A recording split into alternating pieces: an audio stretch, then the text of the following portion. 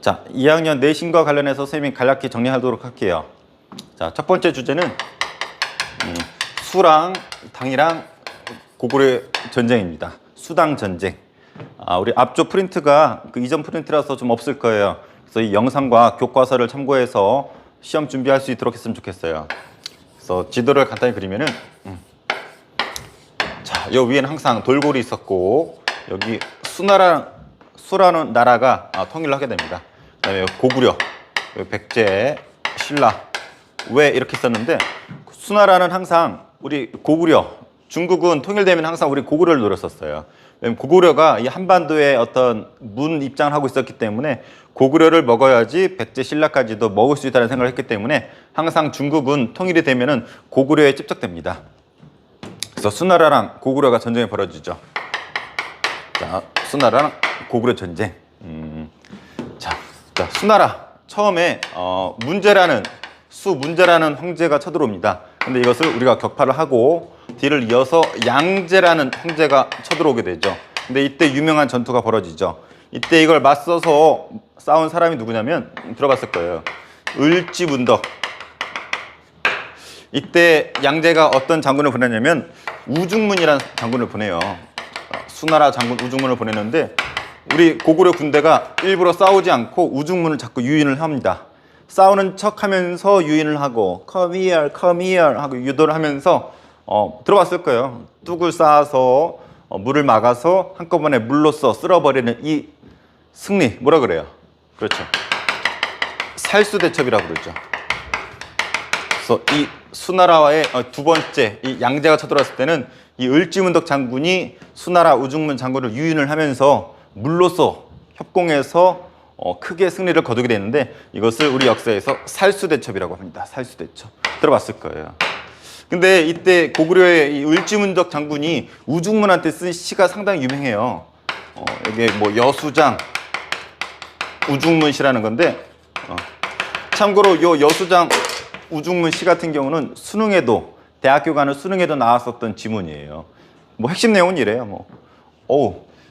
우중문 당신의 지략은 하늘의 이치를 다했고 최고입니다.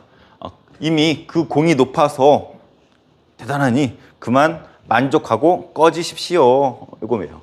겉으로는 이 우중문의 어떤 계략, 지략 이런 것을 칭찬하는 듯 하면서 살짝 비꼬는 이런 거죠.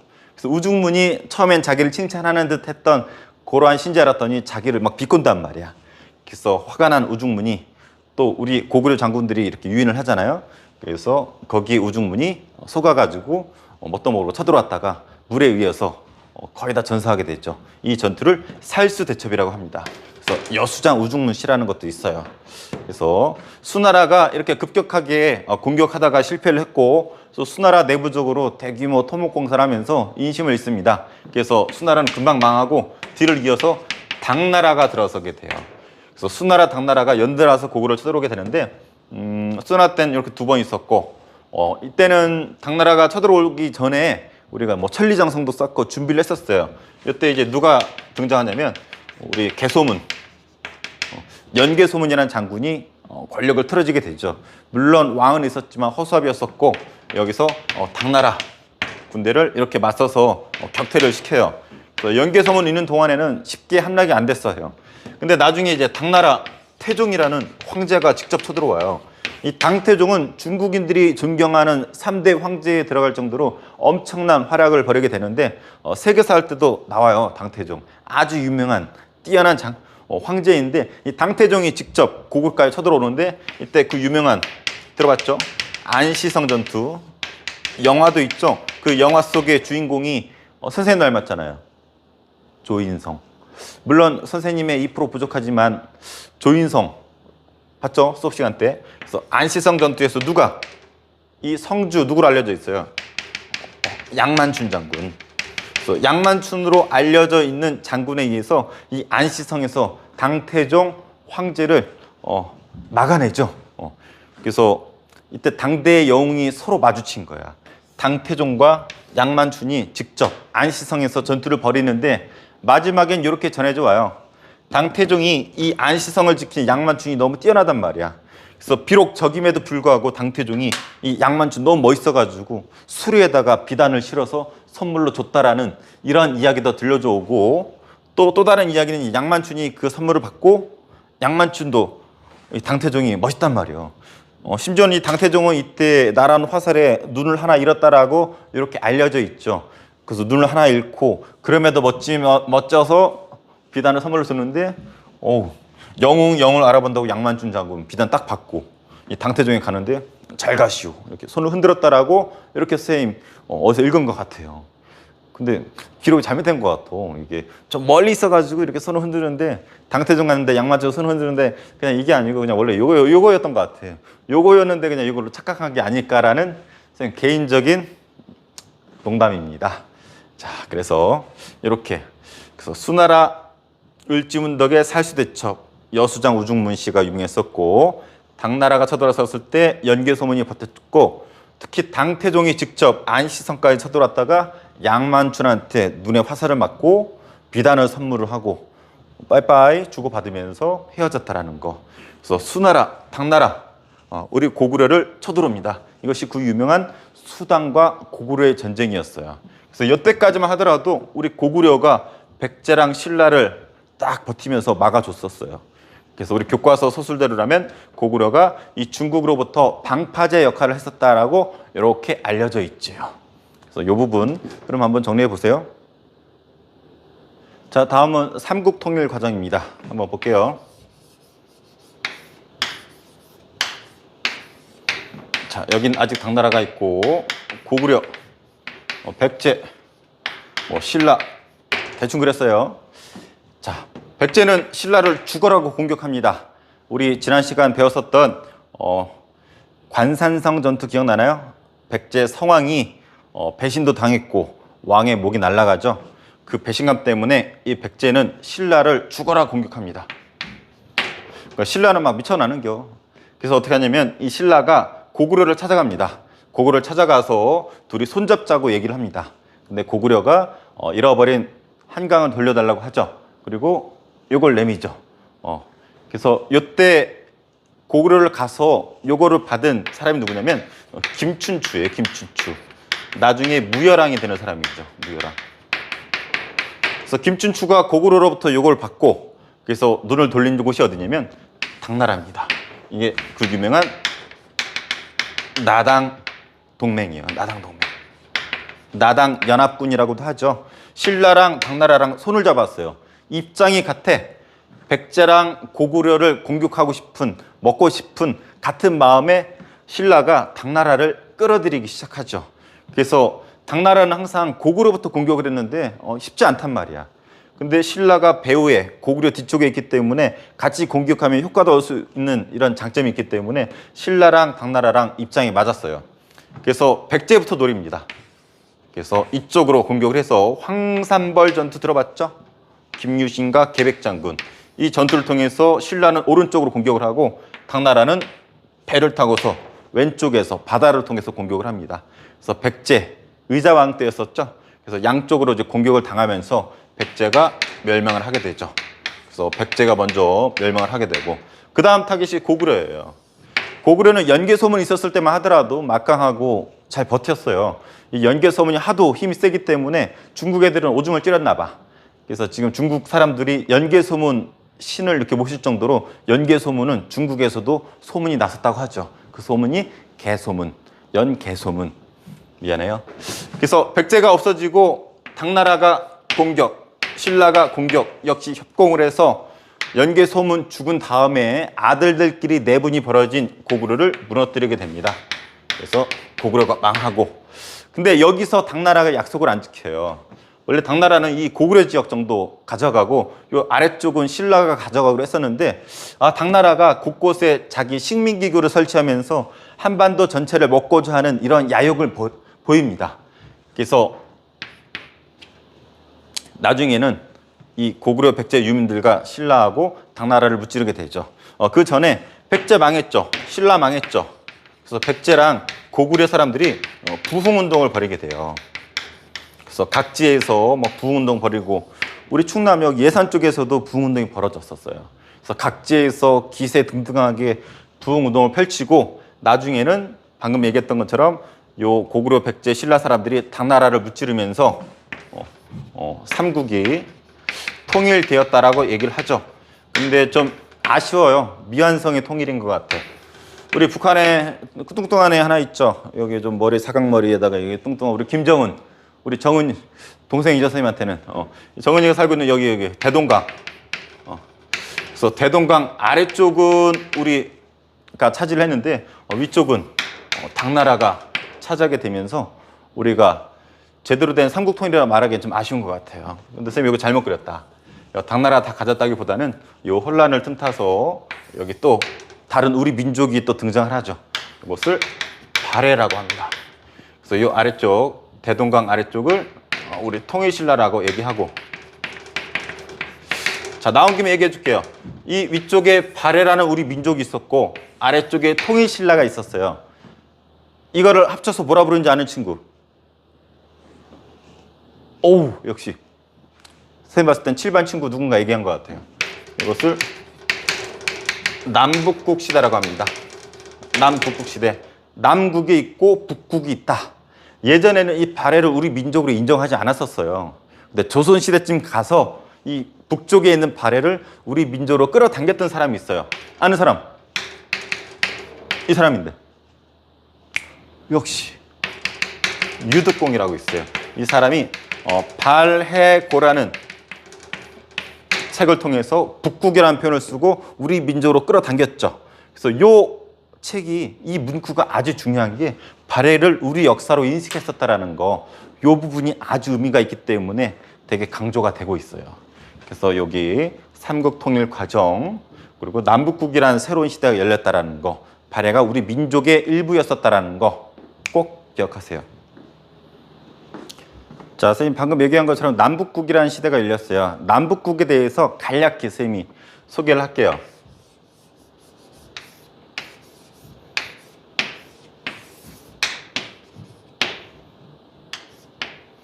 자, 남쪽에 통일신라가 들어서죠. 통일신라. 그다음에 북쪽에 발해라는 나라가 들어선다 그랬어요. 그래서 북국, 남국 이것을 합쳐서 남북국, 유득공의 발해고에 이렇게 표현이 되어 있다고 그랬었고, 발해 뭐 여러 가지 있지만 고구려를 개성했다고 해요. 근데 우리 발해에서는 우리가 꼭 알아야 될 게 대표적인 왕 4명은 꼭 정리할 수 있어야 돼요. 먼저 발해를 세운 대조영. 뭐 발해하면은 뭐 대조영이 세웠다, 건국했다, 뭐 최소한 요 정도는 알아둬야죠. 그리고 무왕, 뭐 문왕, 뭐 선왕, 요 3명의 왕 정도는 알아둬야 돼요.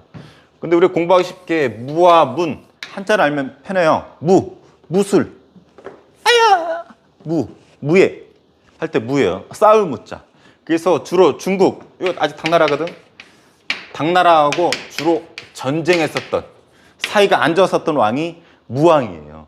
그래서 좀 자세히 그리면 이렇게 해가지고 여기 산둥반도라고 우리 보통 표현을 하는데, 뭐 등주라고도 해요. 등주. 이 지역을 우리 발해가 공격을 합니다. 그래서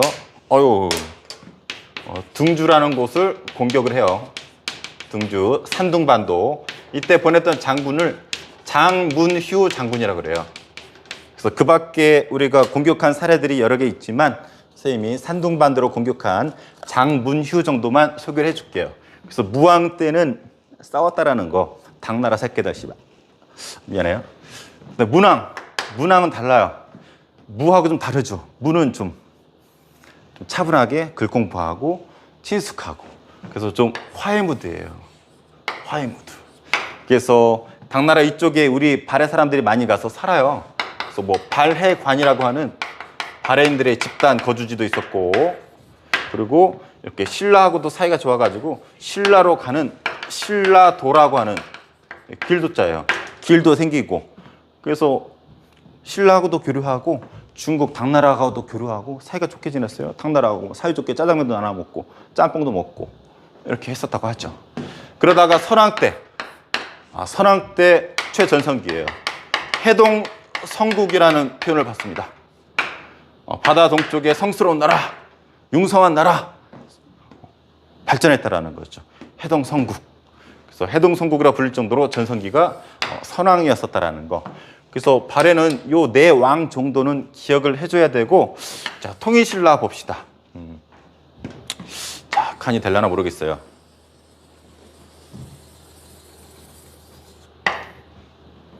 자, 선생님 카메라 약간만 돌릴게요. 자, 나올지 모르겠는데,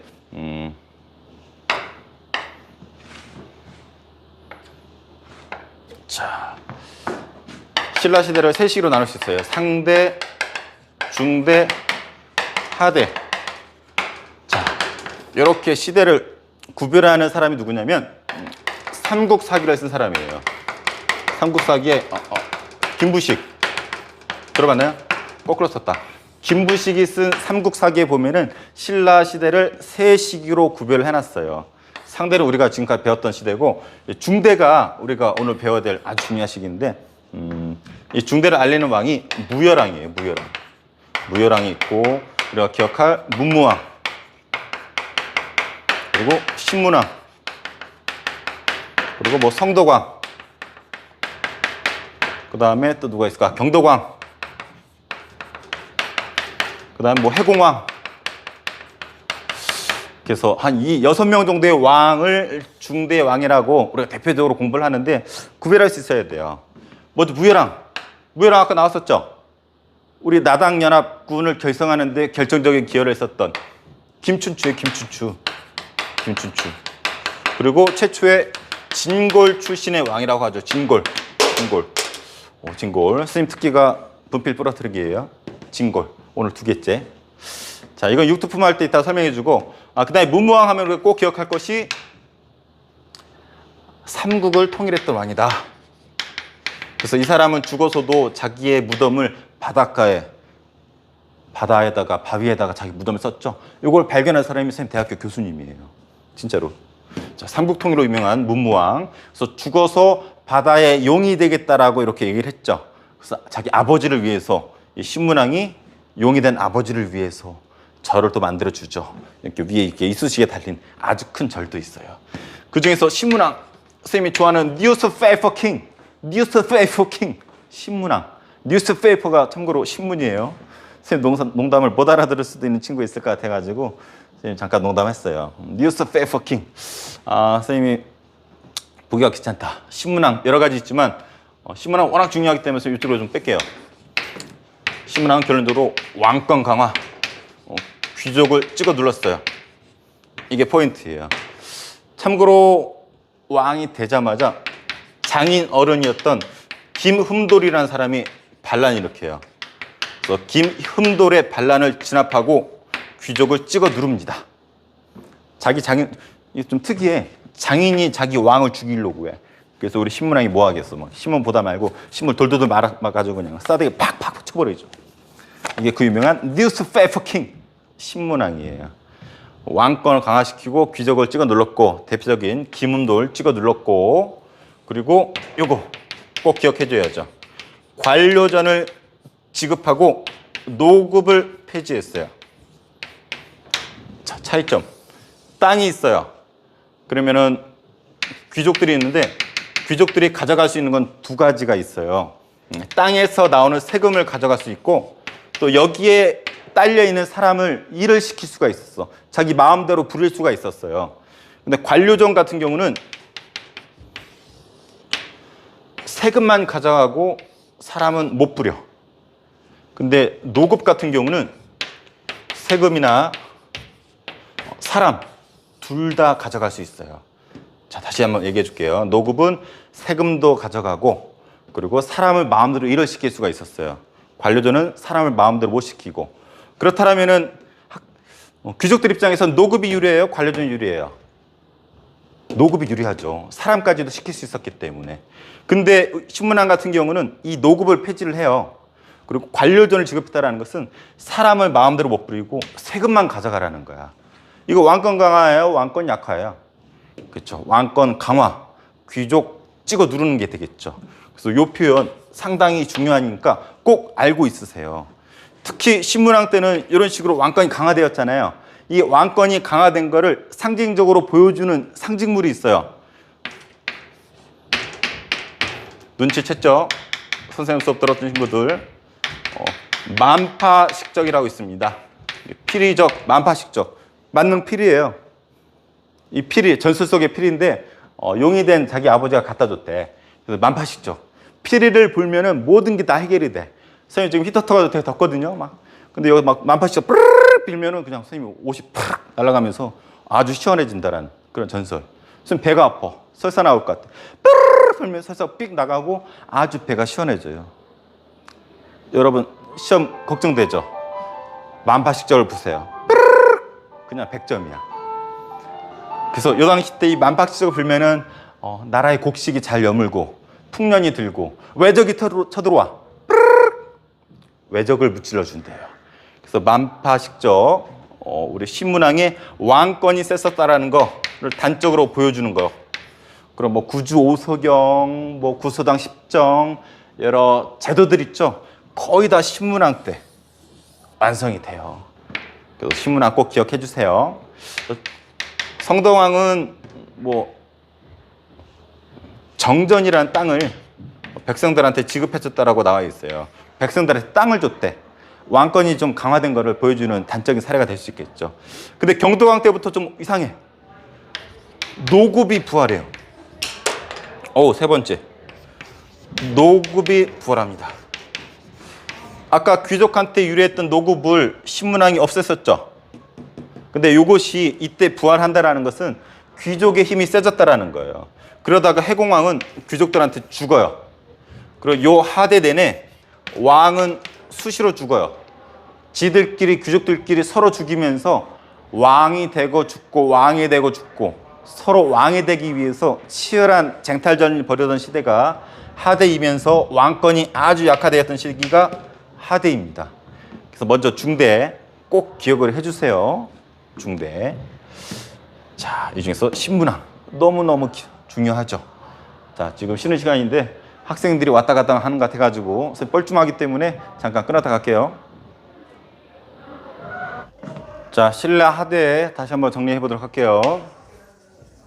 아까 선생님이 김부식의 삼국사기에 의하면은 신라 시대는 세 시기로 나눌 수 있다고 그랬어요. 상대, 중대, 하대. 자, 중대. 그래서 중대에는 왕권이 셌죠. 대표적인 게 신문왕이라고 그랬어요. 그래서 딴 왕은 몰라도 신문왕은 꼭 정리해두라고 했었을 거예요. 그래서 신문왕 때 왕권이 엄청 세요. 그러다가 차츰 내려가서 왕권이 추락을 합니다. 이 그래프가 왕권이라고 했었을 때 왕의 권한이 하대 보세요. 하대. 하대는 왕권이 추락을 해요. 아까 이 끝에 왕이 해공왕이라고 했었죠. 해공왕 자체가 피살돼 죽고 수시로 왕이 바뀝니다. 자기들끼리 왕을 하기 위해서. 이쪽을 정리하면은 왕권은 추락하고 상대적으로 귀족들의 힘이 세지겠죠. 그래서 신라의 수도가 어디예요? 경주잖아요. 여기서 피 튀기는 왕권 장탈전이 벌어지니까 지방 통제가 제대로 되겠어요? 그래서 여기서 각지에서 힘 있는 사람들이 등장을 해요. 이 힘 있는 사람들을 뭐라고 부르냐면 호족이라고 부릅니다. 호족. 자, 참고로 호족은 신라의 적대적이었어요. 신라라는 나라에 대해서 반감이 있어. 자기들이 최고고 신라 허수아비라고 봤죠. 호족들. 근데 호족들과 연계되어 있는 것이 여러 가지 있어요. 먼저 호족들을 도와줬던 애들이 육두품이에요. 육두품. 육두품을 이해하려면 여러분 골품제도라는 걸 이해해야 돼요. 골품제. 자, 뼈골, 품격. 뼈다구에도 품격이 있다. 그래서 제일 높은 뼈다구가 뭐냐면 성골. 그래프로 그릴까요?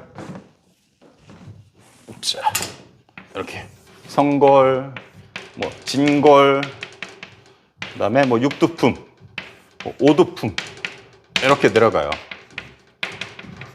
뭐 아래 품계는 나중에 사라지게 되는데, 자, 성스러운 뼈다귀 최고 뼈다귀죠. 진짜 뼈다귀. 그래서 요 중대 처음을 알리는 무열왕이 최초로 진골 출신으로 왕이 되었잖아요. 그 전에 다 성골이었어요. 그래서 성스러운 뼈다귀, 진짜 뼈다귀. 얘네가 귀족이라고 볼 수 있죠. 근데 애매한 것이 얘네들이야. 육두품. 얘네는 능력은 뛰어나. 능력은 뛰어난데 신분이 뒷받침이 안 돼요. 그래서 능력은 뛰어나지만 성골이나 진골 같은 귀족이 아니기 때문에 제대로 인정을 받지 못해요. 그래서 얘네들은 신문왕 때는 나름대로 인정을 받았어. 신문왕이 이렇게 신문을 보다가 이거 모르는 단어 있네. 박종민, 미남. 야, 육두품 일로 와봐. 미남이 뭐야? 네, 미남은 이 사람처럼 잘생긴 사람 말합니다. 라고 이렇게 조언을 해주고 알려주는, 도와주는 역할을 했었던 것이 이 육두품이에요. 육두품. 똘똘하거든. 그래서 신문왕을 도와서 여러 제도도 만들고 왕권도 뒷받침하고 육두품도 자기들 쓰임 받고 인정받으니까 좋잖아. 근데 문제는 이때는 이 시대가 혼란스럽고 지방에 대한 통제가 안 되고 왕권 귀족들끼리 지들끼리 싸우니까 얘네가 인정을 못 받아. 그래서 지방의 실력자인 이 호족들하고 이 육두품이 결탁을 합니다. 그래, 난 똘똘한데 왕께서 나 인정 안 해줘. 귀족 새끼들 지들끼리 싸우고 나 인정 안 해줘. 차라리 우리 보령에 있는 호족, 임지완 호족한테 붙어가지고 나의 능력을 인정받을 거야. 나 우리 임지완 궁에 왕건 누르고 고려를 만들도록 해줄 거라. 임지완 이렇게 해주는 거예요. 자, 그래서 육두품 불만이 많죠. 이 신분제도에 대해서. 능력은 있지만 승진의 한계가 있고.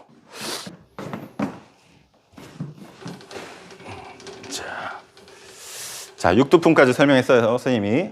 자, 육두품 있고, 또 뭐가 있냐면, 풍수지리설이라는 게 있습니다. 풍수지리설. 배산임수 같은 거 들어봤죠? 뒤에 산이 있고, 앞에 물이 흐르고, 여기 명당이야, 라고 해가지고, 요 지역의 가치를 좀 높이는, 이런 거 따질 때도 풍수지리 많이 사용했다 그러는데, 풍수지리가 이 호족의 입맛에 맞아요. 통일시할 땐 여기가 중앙이잖아요. 그럼 지방은 별로 인정을 받지 못했단 말이야. 근데 우리 보령을 예를 들었을 때 풍수지리적으로 보령이 명당이다. 야, 여기 명당이래. 와우. 우리 보령의 호족 임지완 선생님이 있는 이것이 명당이래. 이 명당 출신의 임지완을 우리 고려의 왕으로 추대하자. 그래서 자기들 호족을 이 풍수지리설에 의해서 자기들 어떤 근거지에 어떤 지지를 받는 어떤 그런 역할을 했었던 것이 사상적 기반이 풍수지리설이에요. 그래서 육두품 얘기해줬고 풍수지리설, 그리고 불교에서 선정불교가 또 이 호족들의 입맛에 맞았습니다. 참고로 이 경주 중심의 중앙에는 교종불교가 유행했었고 이 지방 호족들한테는 상대적인 선종을 더 밀어줬었다고 하죠. 참고로 교종은 부처의 깨달음을 얻는데 공부를 통해서 그래 이거지 해가지고 공부를 통해서 깨달음을 얻는 건데 선종은 아니에요. 참선을 통해서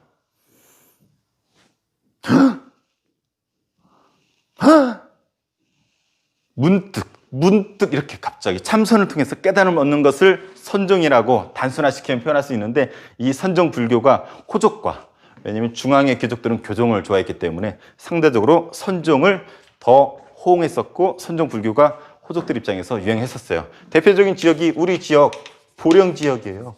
보령에 전국에 유명한 이 선종 관련된 종파들이 있는데 우리 대표적인 지역 중에 하나가 보령이에요. 들어봤어요? 보령의 성주사 교과서 뒤져보세요. 성주사가 나와. 지금은 대천해수욕장으로 유명하지만 이때는 성주사라 해가지고 선종 불교가 유행했던 곳이 우리 보령 성주사지예요. 지금 터만 남아있기 때문에 성주사지라고 부르죠. 자, 그래서 이런 부분, 그래서 육두품, 풍수지리, 선종 이런 부분이 호족의 입맛에 맞았고 이 호족까지 곁들여서 이런 것들은 신라의 적대적이었다, 신라에 반하는 저항 세력이었었다라는 거 꼭 기억해주고, 이런 분위기를 싸잡고 등장하는 실력자들, 아까 호족이라고 그랬죠. 호족은 스스로 성의 주인이라고 그랬어요. 성주, 성을 쌓고 거기 주인이다, 아니면 장군이다, 이렇게 표현했었고, 대표적인 호족 이런 애들이 있었죠. 궁예, 견원 들어봤죠? 궁예는 후 고구려를 세웠고 후 백제를 세우고 나중에 궁예를 밀어내고 권력을 잡은 우리 왕건. 나중에 고려를 세우죠. 왕건도 어떻게 보면은 호족 출신이라고 할 수 있어요. 그래서 이 왕건이 호족들 싹 끌어안고 호족들과 함께 세운 나라가 뭐다? 고려다. 그래서 고려는 누가 세운 나라다? 호족이 세운 나라라는 거 꼭 기억을 해주세요. 쌤이 지배층 입장만 봤어요. 호족들은 이런 걸 좋아했었고 신라에 반대했었다. 우리 백성들은 어땠을까? 자, 우리 백성들 이쪽으로 볼까요? 이게 백성 밑자죠. 백성들 입장에서 봤더니 경주, 서울에서는 지들끼리 싸우고 피 터지고, 지방에 봤더니 실력자들이 지들 막 장군이라 칭하고 막 그러고 앉아 있단 말이에요. 지들끼리 막 싸우고 백성들은 막 죽어나요. 그래서 살기 어려운 백성들이 반란을 일으킵니다. 반란. 백성들. 근데 장군들도 반란 일으켜요. 혹시 들어봤나요? 장보고의 난. 우리 해상왕, 우리 어머니들이 제일 좋아하는 장보고. 엄마 어디가? 장보고 올게. 이 당시 때 신라 하대에 있었던 대표적인 반란이에요. 자기 딸을 이제 왕에 결혼시키려고 그랬는데 잘 안 됐어. 그래서 반란 일으키고, 그리고 또 김원창의 난. 자기 아버지가 왕이 될 수 있었는데 아쉽게 그걸 놓쳐요. 그래서 화가 나서 기 엎어버리죠. 이 신문왕 때 있었던 김흠돌의 난 있죠. 김흠돌의 난은 중대예요. 중대. 그래서 이 김흠돌, 장인어른이었던 김흠돌의 난하고 좀 비교가 돼요. 자, 정리하면 중대는 김흠돌의 난, 하대의 김헌창의 난. 꼭 비교해서 알아주면 좋을 것 같고, 대표적인 밀란, 초적이라고 해요. 이게 풀초자인데, 풀이 원래 이렇게 있다가 이게 바람이 불면은 싹 넘어가잖아요, 이렇게. 그러다 바람이 또 지나가면.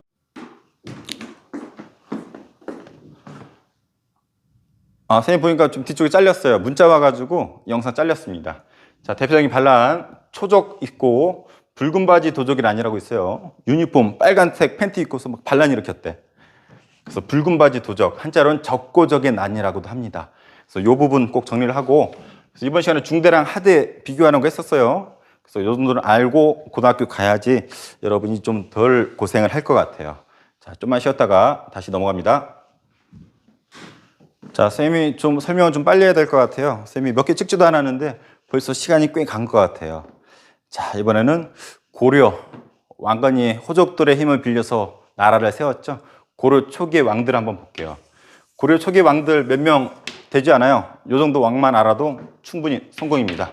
먼저 왕건 알아야 되고, 자, 왕건, 그다음에 광종, 그다음에 성종. 쌤은 최소한 요 세 명의 왕은 꼭 알아야 된다라고 생각을 해요. 분필이 없네. 좋아요. 자, 왕건. 자, 나라를 창건한 사람은 보통 태조라고 부르죠. 그래서 태조 왕건, 태조 이성계. 그래서 고려를 건국을 했죠. 그래서 왕건은 누구랑? 호족의 힘을 빌려서 나라를 세웠어요. 본인도 호족 출신이죠. 그래서 이 호족들을 좀 달래주기도 하고 호족을 견제할 필요도 있어요. 그래서 호족을 달래기 위해서 사성정책, 자기 성, 왕씨성을 호족들한테 줬죠. 그래서 임지환이라는 호족한테 왕지환, 이렇게 왕씨성을 하사를 해서 대우를 해줬어요. 그리고 호족의 딸들과 결혼을 했죠. 결혼정책. 그래서 선생님 알기로는 왕건의 자식이 29명이에요. 이 새싹들이 나중에 새싹들끼리 막 싸우죠. 그래서 나중에 문제가 되고, 그래서 호족들을 대우하기 위해서 땅도 줬어요. 땅도 주고, 그리고 사심관 제도를 통해서 대우도 해줬어요. 신라 마지막 왕 경순왕 있죠? 경순왕은 신라 지역의 최초로 사심관으로 삼았다 그랬었죠? 그래서 이런 것들을 통해서 호족들을 대우를 해주려고 했었던 사람이 우리 왕건. 왕건은 선생님처럼 가슴이 아주 넓었던 사람이에요. 다 품어줘요. 전원 come here. 신라 마지막 왕 경순왕 come here. 이렇게 모두 다 품어주고 따뜻하게 이렇게 품어줬던 삼국지의 유비 같은 스타일이 왕건이에요. 리더십 스타일 중에 하나가 왕건. 정반대가 광종. 한번 보세요. 조선 때도 비슷한 스타일이 있어요. 근데 또 호족을 견제할 필요도 있죠. 그래서 기인제도라는 거, 인질제도 모르면 복습해 보세요. 물어보세요. 이런 것들이 있었죠. 그래서 왕건의 정책, 그리고 죽기 직전에 훈요 10조라는 유언도 남겼었죠. 그래서 북진 정책 펼쳐서 옛 고구려 땅 찾으려고 그랬었죠. 만부교 사건 기억나나요? 만부교 사건, 거란이 친하게 지내자라고 보내왔던 낙타가 무슨 죄야? 만부교란 다리에 묶어서 그러면 굶겨서 죽여버려요. 차라리 먹기라도 하든지. 자, 그래서 왕건, 호족 대우해줬고 견제했고 기인 정책, 그다음에 뭐 북진 정책, 그다음에 훈요 10조 뭐 이런 것들 기억나죠? 좋아요. 그다음에 이 새싹들이 서로들 파릇파릇 자라가지고 지들이 왕이 되겠다고 싸우죠. 여기에서 승자가 광종. 선생님 미첼 광장지는 모르겠어. 아닐 것 같아. 근데 미친놈 같아. 미친 듯이 귀족들 찍어 누릅니다. 광종하면 무조건 왕권 강화. 그리고 귀족을 찍어 눌렀어요. 마치 신라 중대 누구? 신문왕처럼. 그래서 귀족을 찍어 누르기 여러 가지 하죠. 먼저 뭐 했어요? 관복을 제정해요. 관복. 신라들, 관리들의 유니폼, 색깔별로 등급을 매겨서 관복을 제정했었고, 그리고 과거제. 우리나라 최초로 과거제가 이때 시작이 돼요. 후주 사람 쌍기라는 중국인의 건의를 받아들여서 유교 실력으로 관리를 뽑는 거야. 예전에는 실력 없어도 관리가 됐었는데 자기를 따르는 관리들을 시험총에서 자기 관리를 뽑는 거죠. 그리고 그렇죠. 노비양건법. 귀족들의 불법으로 노비가 된 사람들을 풀어주게 되죠. 노비양건법. 그래서 노비를 잃어버린 귀족 죽이고, 실력으로서 뽑으니까 죽이고, 관복 줄 세워서 지들 죽이고, 그래서 왕권을 강화시키려고 했었던 사람 광종. 그래서 많은 귀족들을 죽입니다. 광종. 우리가 또 기억해야 될 게 성종. 보통 조선도 성종이 있는데 보통 일을 성자를 써요. 나라의 어떤 초반에 기틀을 많이 마련했거든. 이 사람의 파트너가 최승로가 성종한테 건의안을 올리죠. 전하. 개인에는 불교가 좋습니다. 하지만 치국, 나라를 다스리는 데는 유교가 좋습니다. 그래서 개인적으로는 불교가 수행하는 데 좋지만 나라를 다스리는 데는 치국이에요. 김치국이 아니고 치국. 나라를 다스릴 때는 유교로서 다스립시다. 그래서 유교 정치할 거를 강조했었던 최승로. 그래서 성종 꼭 기억을 해줘야죠. 성종. 이 개혁안 써줄게요. 시무 28조. 이 개혁안을 통해서 유교 정치하자고 건의했었고 성종은 이거를 받아들였습니다. 그래서 고려 초기의 왕 3명 비교하는 거 꼭 기억을 해보고, 특히 광종은 귀족들 찍어 누르면서 스스로 황제라고 칭할 것을 얘기하죠. 연호를 제정하고, 이걸 뭐라고 하는지 아는 친구? 황제라 칭하고 연호를 제정했다. 아는 친구 댓글 남기세요. 1등 문상 갑니다. 진짜로. 자, 다음 주제로 넘어갈게요. 자, 이번에는 고려랑 북방민족하고 전쟁인 것 같아요. 자, 여기 고려가 있으면 항상 여기 북쪽에 북방민족들 있죠. 중국 전통 민족이 아니에요. 중국 전통은 한족이라 불러요. 근데 여기 북방민족, 여기가 이제 수시로 바뀌게 되는데, 이제 요, 금, 원, 그리고 톨게이트 이렇게 고속도로 지나가면 요구먼이 있죠. 이렇게 외우면 될 것 같아요. 요 나라, 금나라, 원나라. 여기는 이제 거란족이에요. 거란족. 여기는 여진족이 세운 나라. 여기는 몽골이 세운 나라. 그래서 순서대로라면 요 세 차례 이렇게 크게 다른 민족들이 쳐들어옵니다. 여기에 맞서서 싸우죠. 우리 거란에 맞서 싸우고 이렇게 막 싸우는데 시간이 없으니까 핵심만. 자, 거란 쳐들어왔을 때 뭐 양규란 장군도 활약을 하고, 뭐 강감찬 장군도 활약을 하고, 여러 활약이 있어요. 그중에 선생님은 요거는 강조하고 싶어요. 서희 장군. 서희하면 뭐가 떠오르나요? 그렇죠. 혓바닥. 이 혀 가지고 그냥 이거 날렸잖아요. 서희의 외교 단판. 자, 이때 이제 거란의 장수 누가 오냐면 소손영이라는 애가 와요. 이 소손영이 와가지고 뭐라 그래? 일단 서희 장군이 딱 가니까 소손영이 서희한테 꿇으라 그래. 꿇어 새끼야. 근데 서희가 안 꿇어. 똑같은 신하끼리 뭘 꿇느냐 새끼야 해가지고 오히려 당당하게. 그러니까 소손영이 방에 들어가가지고 막 고민했대. 저런 새끼 처음이라고 막. 그래서 소손영이가 나중에는 정중히 서희랑 예를 갖춰서 대하면서 얘기를 하죠. 야 고려, 야 너네 너네는 신라를 계승했으면서 왜 깝쳐? 속된 말로. 그랬더니 서희가 뭐라 그래요? 아니다 새끼야. 우리는 신라를 계승한 게 아니라 우리는 고구려를 계승했다. 따라해봐. 고구려 나라 이름 봐라. 고구려를 계승했다. 오히려 니들이 우리 옛 고구려 땅을 차지하고 있으니까 돌려달라. 그때 또 소선영이 야 니들은 여기 이때 중국 송나라거든요. 사이가 안 좋아. 야 니들은 왜 송나라하고 친하고 우리하고 사이가 안 좋아? 그랬더니 고려가 아니다. 니들하고도 친하고 싶은데 여기 또 다른 나라가 있어가지고 얘네들이 깔짝대가지고 니들한테 가는 길목 막고 있잖아. 얘네 좀 비켜주면 오히려 너희들하고 친하게 지낼게 라고 달랩니다. 그러니까 이 서희는 눈치가 빨랐어. 이 거란족 이 소선영이가 우리 고려를 공격하는 게 주 목적이 아니야. 이 송나라를 치고 싶은데 송나라하고 친한 고려가 있단 말이야. 고려가 뒤에서 똥구멍 찌르면 아프잖아. 그러니까 똥구멍 단속 먼저 하고 송나라를 치기 위해서 고려를 좀 자기네 편으로 끌어오기 위해서 간을 본 거죠. 이것을 눈치챈 서희가 꿇으라 그래도 꿇지도 않고 당당하게 막 해가지고 이 혓바닥 하나 가지고 오히려 땅을 얻어놨잖아. 강동육주라고 들어봤죠? 그래서 이 서희 외교 단판 우리나라 최고의 외교관하면 서희 짱이죠. 그래서 이 정도는 알아둬야죠. 나중에 이제 금나라가 쳐들어오죠. 여기서 뭐 윤관의 뭐 별무반 정도 기억해줘야죠. 별무반. 저 북방민족의 강점이 말을 잘 타. 기마병. 그래서 우리도 기마병 중심의 부대를 만들었으니 별무반, 윤관의 별무반. 그리고 뭐 동북부성을 쌓았다. 기억나죠? 시간이 없어서 생략. 자, 원나라. 원나라 찾아왔을 때는 우리 최씨 무신정권이었어요. 무신정변 때 쌤이 간략히 소개해줄 기회가 있을지 모르겠지만 최씨 정권이었는데 어디로 이주를 했어요?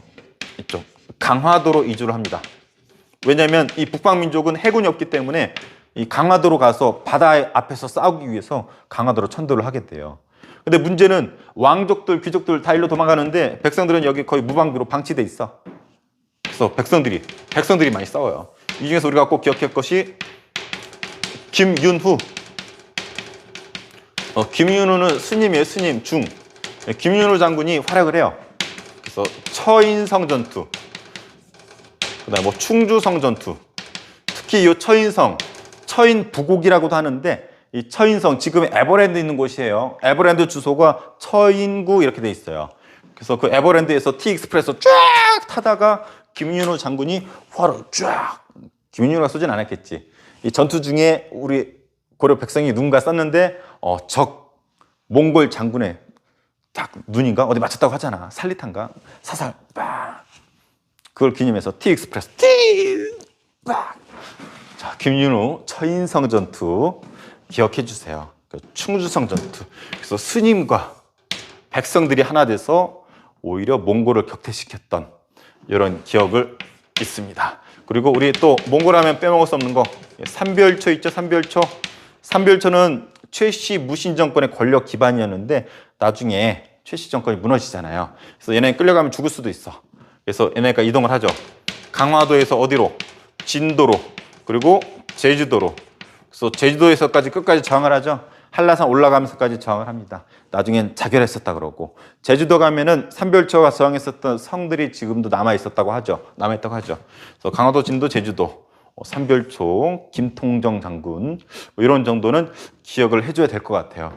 이 몽골하고 싸우면서 우리 수많은 문화재들이 소실되잖아요.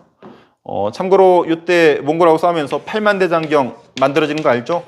불교의 힘으로 나라를 구하고자 했던 팔만대장경. 그리고 이때 불에 탄 거 대표적인 거 황룡사, 구축 목탑. 옛날 탑은 다 거의 목탑이거든요. 이때 불에 타서 없어져요. 그래서 불교 힘으로 나라를 구하고자 했던 것도 있지만 우리 문화재가 이때 불에 타서 소실되었다라는 거. 그래서 몽골에 끝까지 저항했지만 끝내 항복을 하고 몽고가 나중에 원나라를 세우게 되죠. 이 원나라의 간접 지배를 받게 되죠. 부마국이라고 해서 황제의 사위 국가가 되어서 간섭을 받기 시작합니다. 여기에 뻑큐를 날린 왕이 공민왕. 그래서 공민왕 부분 뒤에 설명할게요.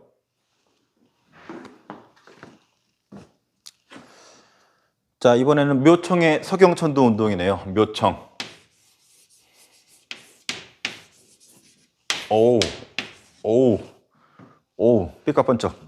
자, 고려의 수도가 어딘지 아는 사람? 네, 개경이에요. 개성이라고도 하죠. 여기가 수도였는데 막 발전했겠죠. 근데 수도를 옮기자라고 하는 사람이 등장을 해요. 어디냐면 여기.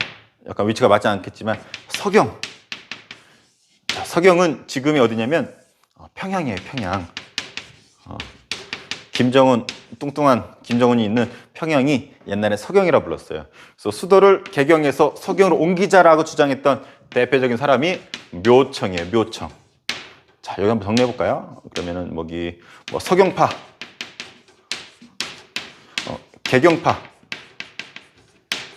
그때 묘청의 요 주장에 반대했던 사람이 대표적인 게 김부식.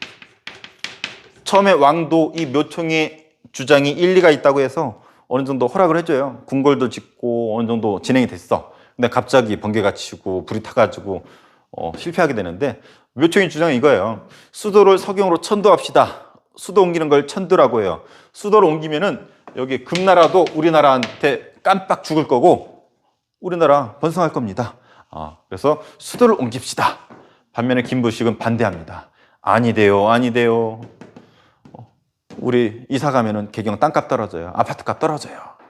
물론 이런 논리는 아니었지만 개경을 텃밭으로 하는 이 김부식파들은 수도가 바뀌면 자기들 어떤 권력을 놓을 수도 있잖아.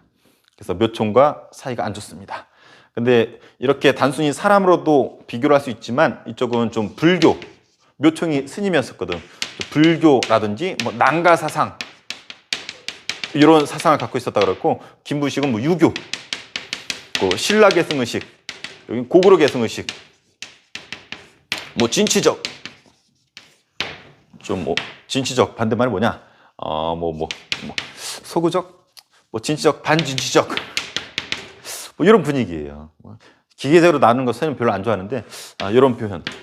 그래서 묘총은 불교, 저기 색깔이 좀 강했었고 난가 사상이라는 게 중요한데 이것이 옛날부터 우리 고유 어떤 전통 사상, 좀 진취적이고 좀 적극적이고 우리 어떤 고유의 어떤 전통 사상, 어떤 긍정적인 활력이 넘치는 이런 어떤 이 에너지, 이 사상을 난가 사상이라 보았는데 이 묘총이 이런 분위기에 있다라고 봤어요. 서경 쪽으로 옮기고자 한 사람들이 수도로 옮기면 금나라 새끼들이 머리를 조아리고 우리 황제층하고 우리나라 융성할 수 있을 거예요.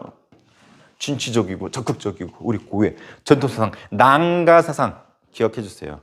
그리고 옛날 고구려의 수도였었잖아요. 고구려 계승의식 강하다, 진취적이다. 근데 이쪽은 좀 김부식, 경주 김씨, 신라 중심적이고 고리타분한 유교 중심적이고 반진취적이고 사대적이고, 여기 사대라는 표현을 쓸까요? 사대적이다. 큰 나라에 좀 굽실된다. 실제로 금나라한테 우리나라 나중에 굽실되게 됐잖아요. 이자겸 때. 그래서 이런 대결 구도였는데 끝내 이 싸움에서 개경파가 승리를 거두고 김부식이 왕의 명령을 받들고 쓴 책이 뭐예요? 그것이 그 유명한 우리나라에서 현재 남아있는 가장 오래된 책 삼국사기. 아까 배웠었던 신라를 상대, 중대, 하대로 나눴었던 그 책 삼국사기. 우리가 알고 있는 상당수의 삼국시대 이야기는 여기 있는 거랑 삼국유사에 있는 걸 토대로 우리가 알고 있는 거예요. 자, 느낌 받았나요?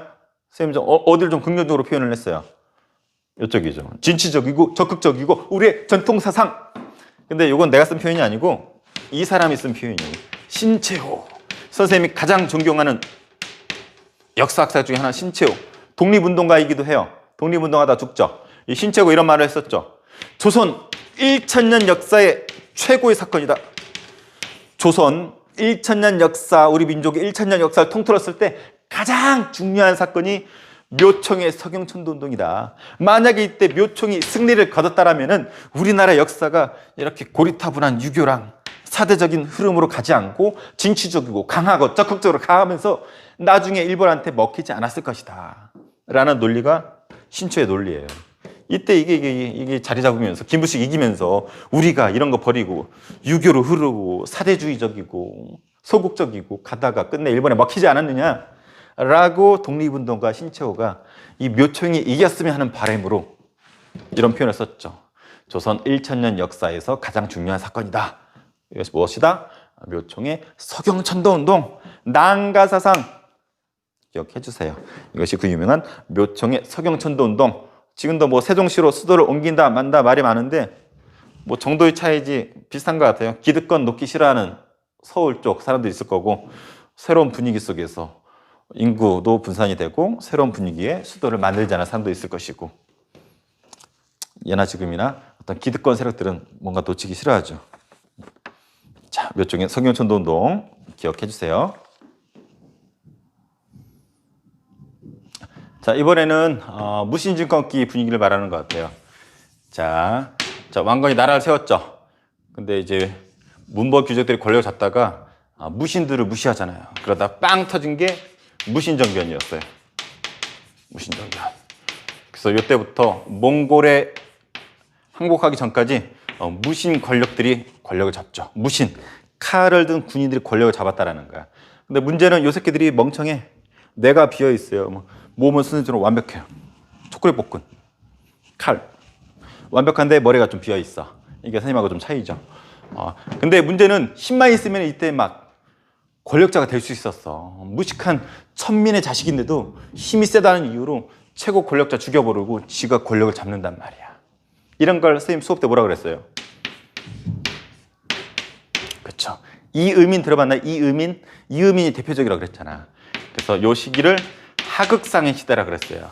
아랫사람이 윗사람 힘으로 제압해버리고 최고 권력자가 되는 이러한 시대, 하극상의 시대. 근데 백성들이 이걸 다 본 거야. 띠용 올라 저 새끼 천미 새끼 아들인데 제가 최고 권력자가 되었다고? 그럼 나도 힘만 있으면은 해가지고 요때 이 하극상의 시대 때 수많은 반란이 일어나요. 반란. 뭐 밀란이라고 해도 되고 반란. 자, 그래서 요거만 간략히 소개하고 넘어갈게요. 대표적인 게 만적 들어봤나요? 만적의 난. 만적 누구 노비였어요?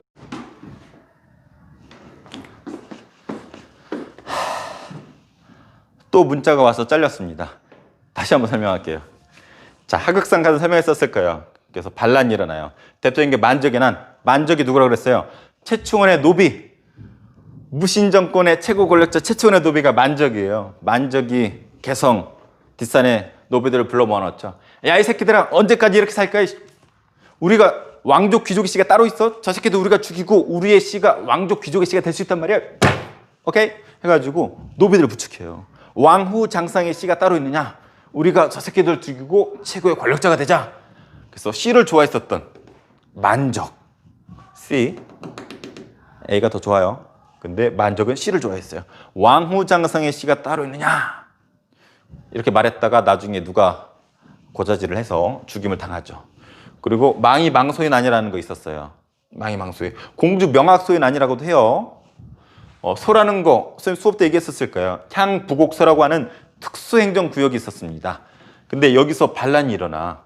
이건 좀 차별대우에 대한 반란 성격도 있어요. 그래서 얘네는 뭐 이사도 제대로 못 가고 심지어는 세금도 엄청 많이 내야 되고 농사라든지 수공업이라고 하는 직종까지 정해져 있어요. 그래서 얘네들 여러 가지 설이 있어요. 뭐 포로들 모아놓은 곳이다. 뭐 반란 일으켰다가 진압된 곳이다. 해가지고 여러 설이 있지만 확실한 거는 차별을 받았었고 이런 차별 속에서 공주 명학소에서 망이 망소의 형제가 반란 일으켰었다라는 거. 근데 중요한 건 이러한 부분이 이 사건을 계기로 줄어들기 시작하고 조선시대 때는 특수행정구역이 사라집니다. 그 밖에 뭐 효심의 난, 뭐 김삼이의 난 등등등 있는데 최소 만적과 망이 망소의 정도는 기억을 해주세요. 똑같은 거 두 번 찍으려니까 힘 빠지네. 텐션이 다 가라앉았어. 텐션업. 자, 이번에는 원의 간섭과 반환 정책.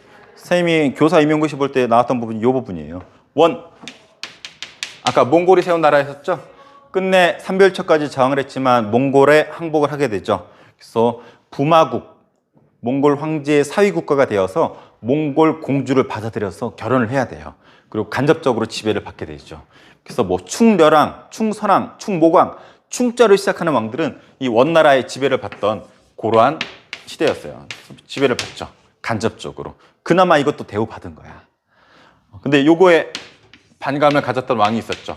이것이 그 유명한 공민왕. 아주 유명합니다. 참고로 공민왕의 파트너가 노국공주인데 앞서 얘기한 것처럼 원나라 공주예요. 근데 이 노국공주는 원나라보다 자기 남편을 더 위에 썼다고 하죠. 그래서 공민왕이 노국공주를 너무너무 사랑했었죠.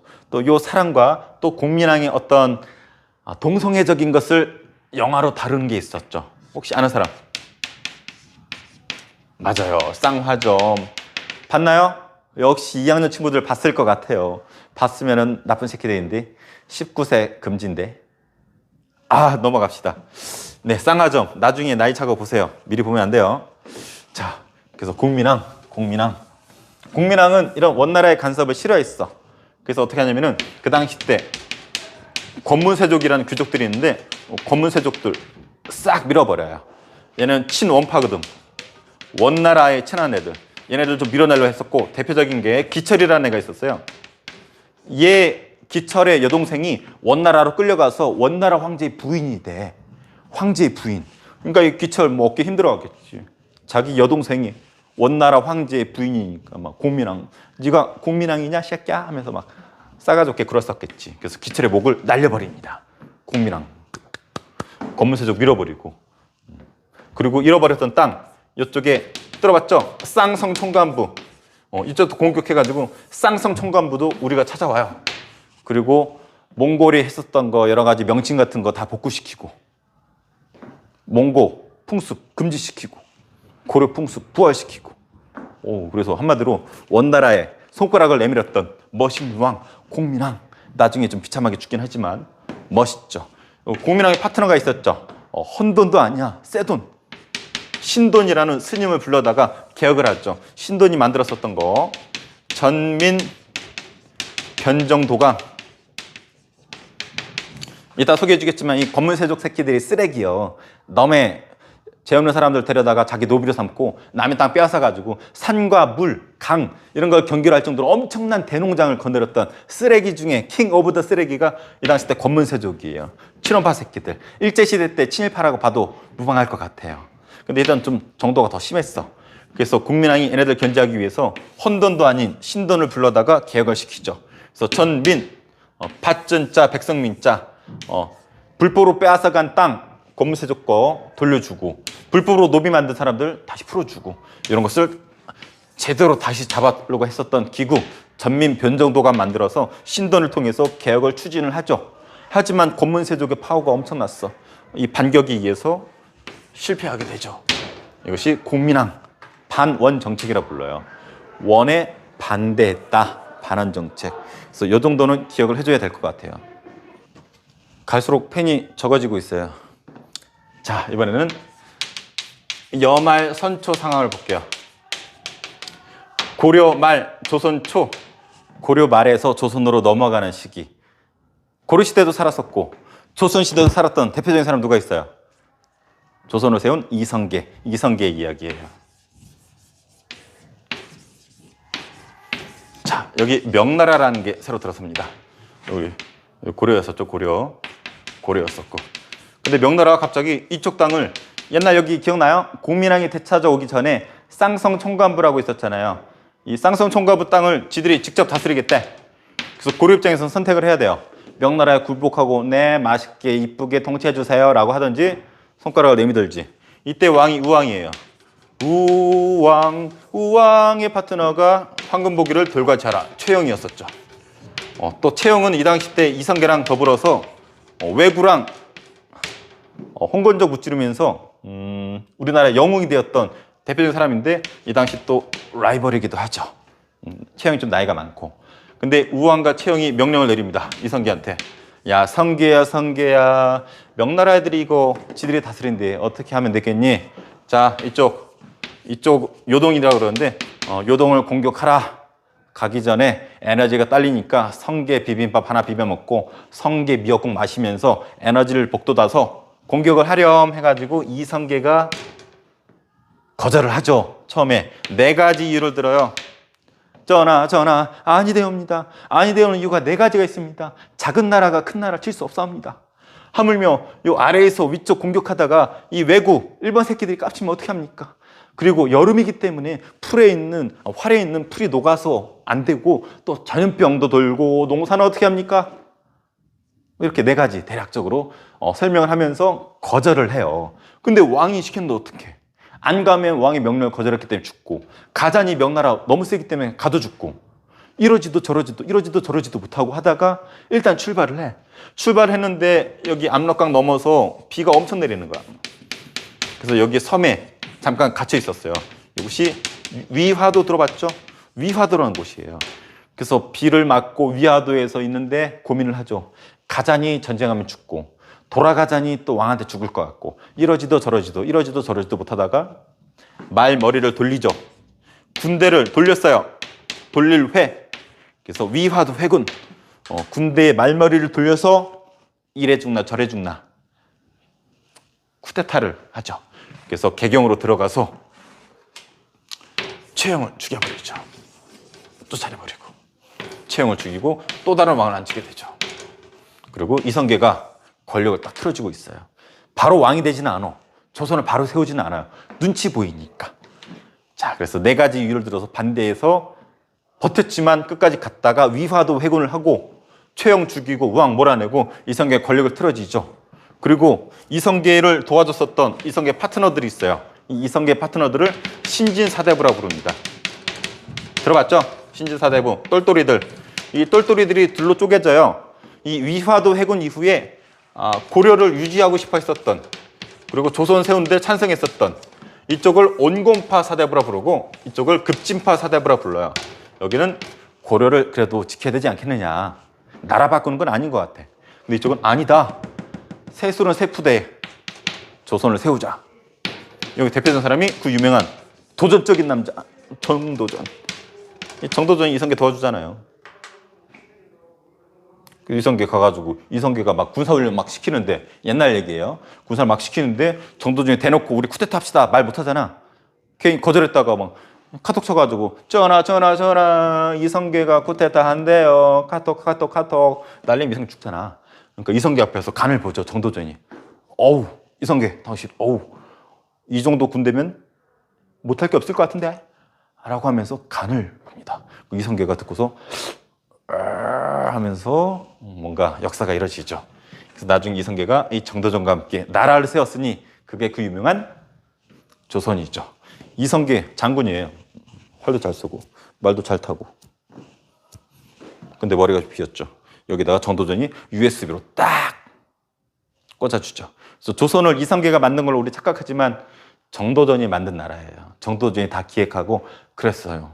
이러다가 이성계 아들 이방원한테 정도전이 죽임을 당하죠. 자, 얼추 다 얘기한 것 같은데, 좋아요. 이성계. 이성계가 참 기록에 이렇게 써있대요. 나중에는 이제 분위기 봐가지고 이 신진사대부 자기들 이제 도와줬잖아. 얘네들한테 땅을 나눠줬어. 이것을 이제 과전법이라고 하는데, 과전법은 이성계가 위화도 회군 이후에 신진사대부들한테 땅 준 걸 과전법이라고 해요. 조선이 시작되기 전에 이미 나눠줬어요.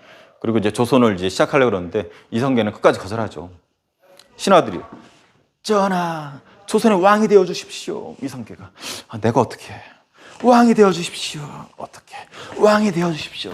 한번 해볼까? 해가지고 조선이 만들어졌다고 합니다.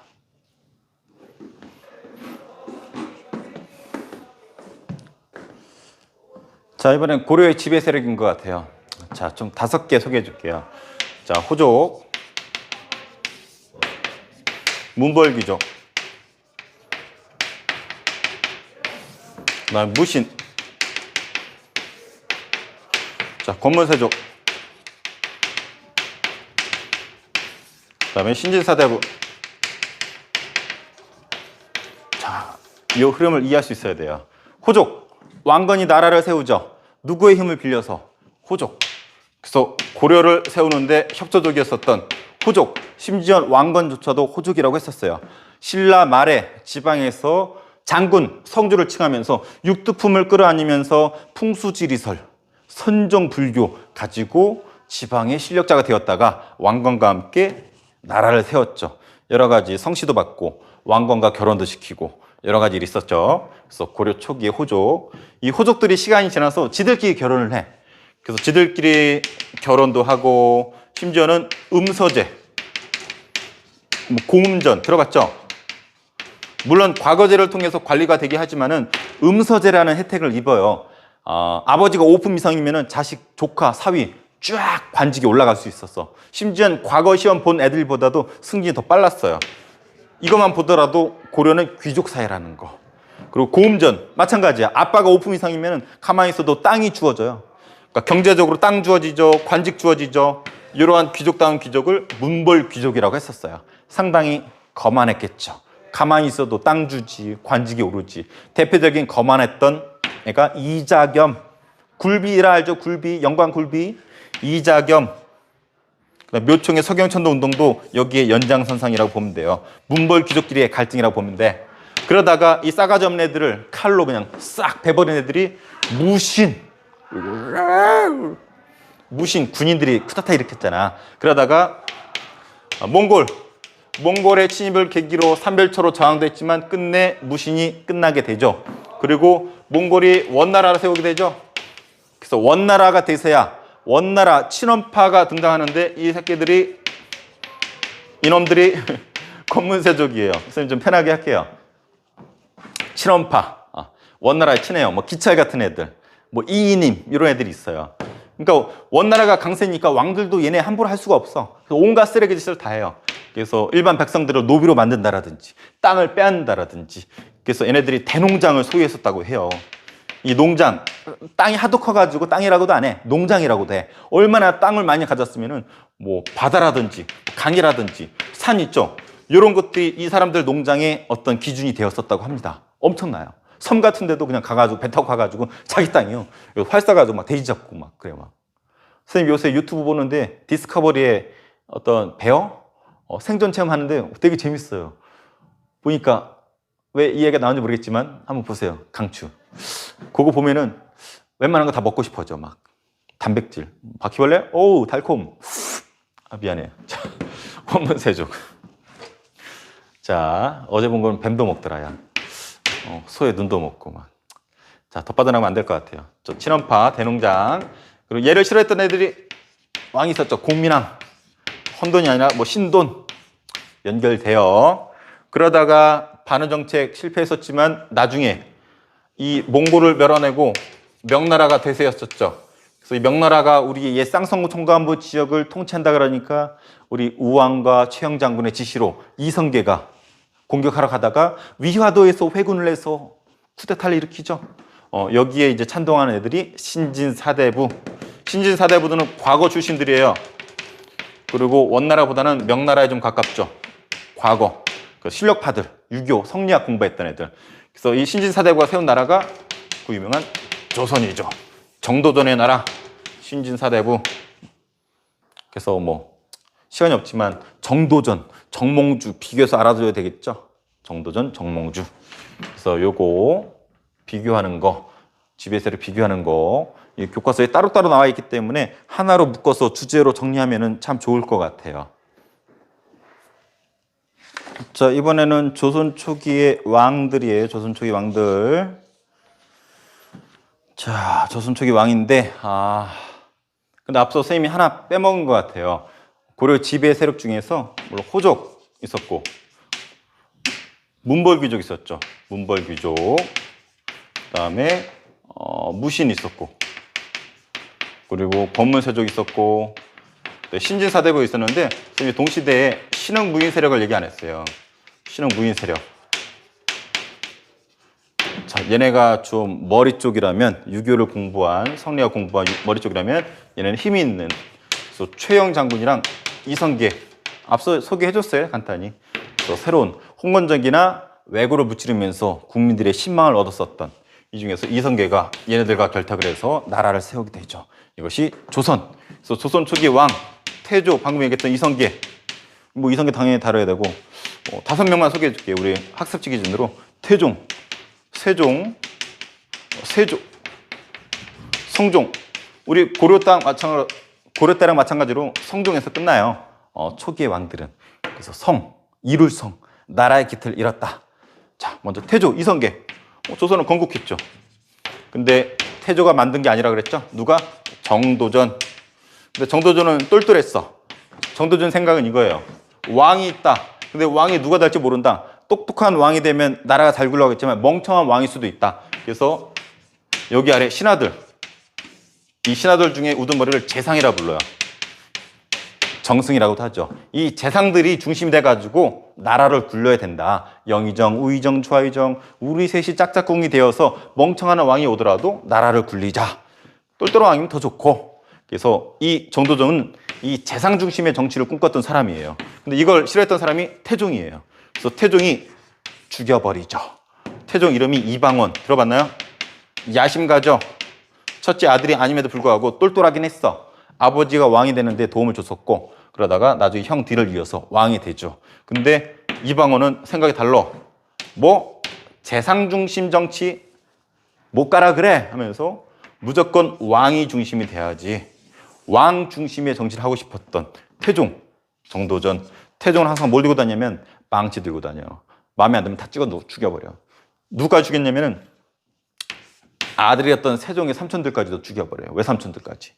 그래서 태종의 업적 세종이 하나만 뽑으라면은 세종이 일을 할 수 있도록 속된 말로 나중에 깝칠 수 있는 주변 세력들 싹 다 죽여버려. 업적이 아닌가? 싹 죽여버리고 온전히 자기 아들 세종이 여러 가지 정치를 할 수 있도록 해줬던 사람이 태종이에요. 태종은 분위기에서 보다시피 아시다시피 쇠망치 분위기 알다시피 되게 강했던 사람이야. 왕권 강화를 되게 중요시했고, 그리고 사병을 없애버려요. 나라의 군대가 아니라 개인 군대. 본인들 스스로 사병으로 나라를 세웠거든. 본인도 이 사병을 이용해서 형제들 죽이고 라이벌 죽이고 지가 왕이 되었는데 자기도 언제 당할지 모른단 말이야. 그래서 사병을 혁파했고, 호패법이라는 거 들어봤죠? 호패법 실시했어요. 남자라면 노비라도 줬었던 어떤 신분 확인 방법, 호패법, 나라에서 통제하기 위한 방법이었었죠. 그래서 이런 식으로 왕권 강화시켰고 주변인 죽여버리고 세종한테 권력을 넘겨주게 되죠. 우리 프린트는 요것만 표현되어 있어요. 왕권과 신권, 신하가 조화를 이뤘다. 왕이 센 것도 신하가 센 것도 아니고 조화를 이뤘다. 선생님 수업 때 생략을 했었지만 육조 직계제, 의정부 서사제 이런 표현들이 있을 거예요. 혹시 알고 싶은 사람은 개인적으로 오는데 이 세종 같은 경우는 신하들한테 권한을 상당히 위임을 했어. 주고받고. 그래서 자기는 핵심적인 것만 하고 웬만한 건 신하들한테 위임을 했어. 아, 그건 당신이 하세요. 알아서 하세요. 믿을게요. 최고예요. 우리 영의정, 좌의정 최고. 이러면서 용기, 힘을 막 실어주면서 권력을 위임했어. 자기는 한글 막 청지하고 막 천재. 그래서 신하들을 윽박지르거나 찍어 누른 게 아니고, 그렇다고 다 넘긴 게 아니라 적절히 배분하면서 조화를 이뤘던 세종. 여러 가지 업적 많죠. 뭐 과학적인 업적 대단하고, 훈민정음 뭐 말할 것도 없고, 심지어 대마도, 쓰시마, 사군육진 등등등등 할 말이 너무 많아서 생략. 세종 너무나 유명하죠. 세조는 어린 단종을 조카를 밀어내고 끝내 죽이죠. 왕이 되었던. 그걸 계유정난이라고 해요. 세조 여기서 선생님 뭐 직전법, 아까 과전법 있었죠. 태조 직전법이라는 거 실시를 해요. 배경은 생략. 근데 성종은 이건 기억했어요. 경국대전 기억나나요? 한 나라의 기틀이 이 법전 안에 다 들어가 있어. 이제 경국대전 이 세조 때 시작해가지고 성종 때 완성이 돼요.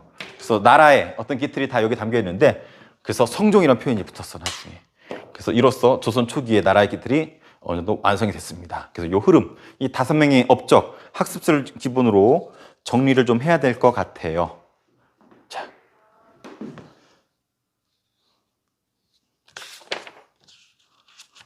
자, 이번에는 조선의 통치제도인데 참 재미없는 제도사예요. 그래서 핵심만. 자, 중앙 정치, 왕이 있고, 의정부가 있고, 육조가 있고, 우리 여기 정승 들어봤죠? 영의정, 우의정, 좌의정 얘네들이에요. 그래서 아까 왕권을 세게 하려고 했었던 태종, 세조, 얘네들은 왕권을 좀 강화시키려고 그랬어. 걔네들은 얘네들 무시해버렸어. 무시하고 육조 바로 나한테 보고해. 좋아, 바로 이렇게. 이걸 육조 직계제라고 해요. 육조가 직접 왕한테 보고한다. 육조 직계제. 그래서 왕권이 셌었던 세조나 태종 같은 경우는 이걸 추구했었어요. 근데 아까 신하들을 좀 인정했었던 왕이 누구였어요? 세종대왕이죠.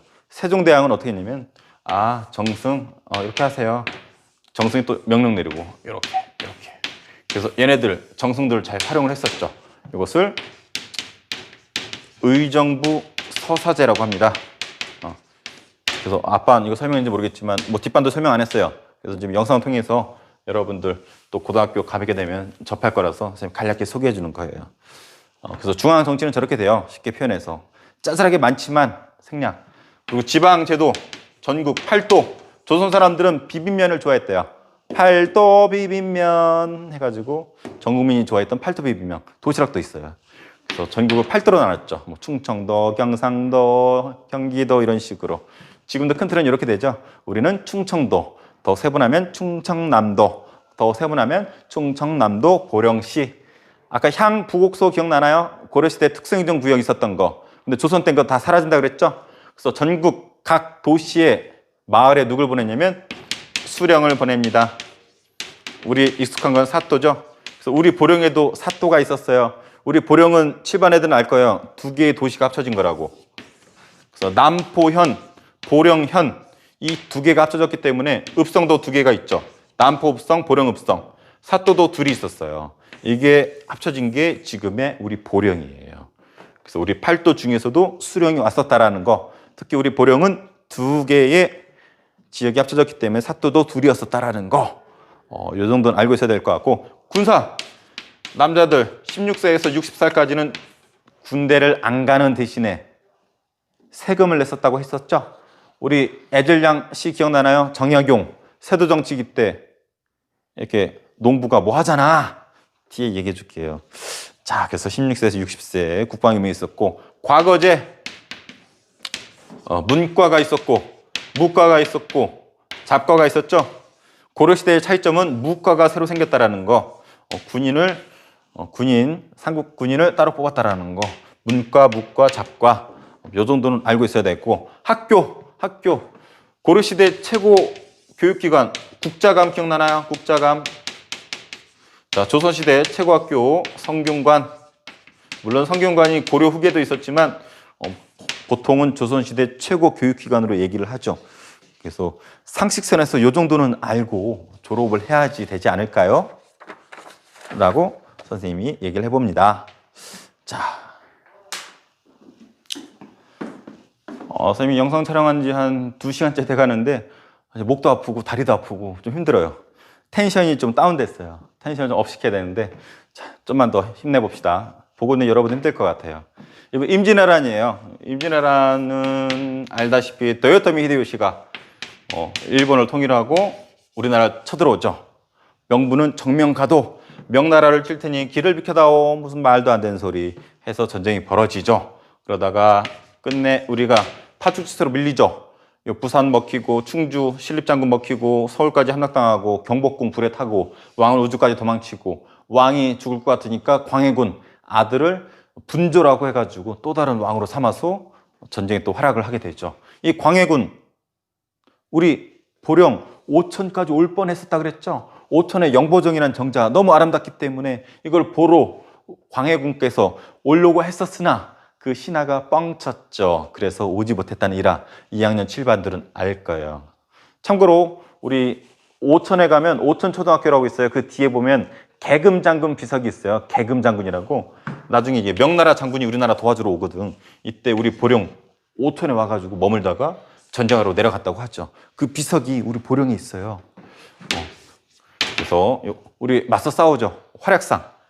수군의 활약 빼먹을 수 없고 우리 의병 그다음에 뭐 명나라의 도움 뭐 이런 것들 언급 많이 하잖아요.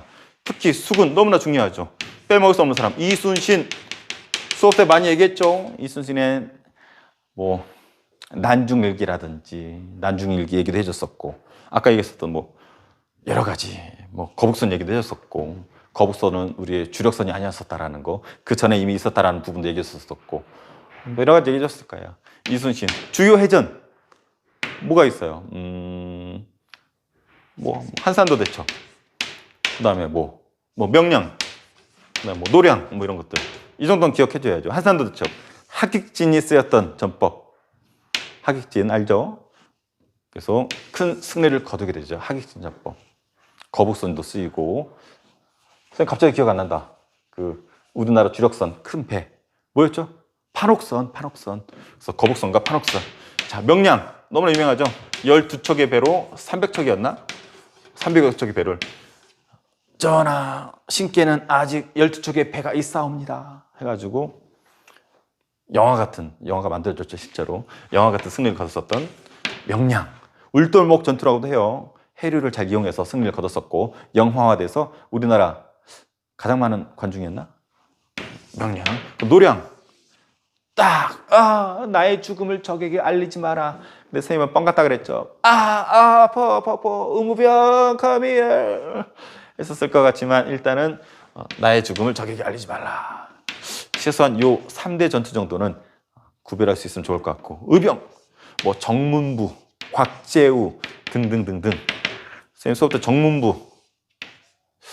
자, 명나라가 도와주게 되죠. 명나라가 우리나라 도와준 것도 있지만 자기들 어차피 전쟁할 거 우리나라에서 한 부분도 있다고 그랬었어요. 6.25 때 중공군 참전이랑 좀 비슷한 부분도 좀 있는 것 같아. 명나라. 참고로 우리 학교 뒤에 문화재가 있다고 그랬죠? 누구 비석? 모르겠으면 선생님 유튜브 다른 채널 다른 영상 한번 보세요. 댓글 하나 달아주세요. 요 명나라. 명나라가 아니고 선생님 피곤해가지고 좀 엉뚱한 얘기하고 있는 것 같아요. 그래서 우리나라 우리 학교에 임진왜란과 관련된 비석이 있다라는 거 댓글로 한번 좀 달아주세요. 선생님 좀 피곤해요. 자, 임진왜란 흐름만 얘기해줬으니까 정리 한번 해보세요. 자, 다음. 자, 그 다음에는 요거 사화 정치인데 사화에 앞서서 광해군 먼저 할게요. 광해군은 우리 딱 선생님 두 가지만 소개해 줄게요. 중리배교 알죠? 그리고 폐모살제. 자, 중리배교로 우리 역사에서 높은 평가를 받고 있죠. 자, 기울어져가는 명나라. 여기 후금, 후에 청나라가 되죠. 후금은 대세인데 명나라는 쓰러져 가고 있어. 우리 조선은 선택의 기로에 서 있죠. 근데 광해군은 명을 버리지도 후금을 손가락 날리지도 않고 적절하게 균형을 유지하면서 나라를 유지를 잘했었죠. 그래서 이런 부분은 인정받습니다. 하지만 유교 국가, 성리학 국가에서 치명적인 약점이 있었어요. 폐모살제, 어머니를 폐위시켜 어머니를 왕비자리에서 쫓아내버리고 살제, 형제를 죽여버렸어요. 이 형제 이름 기억나나요? 피아노 이름이었는데 영창대군. 여러분 잘 모르는 것 같더라고요. 영창 피아노라고 있었어요. 삼위 피아노도 있지만 영창 피아노. 그래서 영창대군 자기의 배다른 형제지만 형제잖아. 이 조그만 얘 어떻게 죽인다 그랬어요? 집에다 넣어놓고 불을 띄워가지고 뜨거워가지고 뜨거 형아 영창 피아노 영창 해서 유명해진 게 영창 피아노라고 선생님이 농담을 했지만 아무도 못 알아들어서 선생님 무안했었던 기억이 있네요. 영창 피아노 기억해 주세요. 영창대군이란 동생을 죽였다.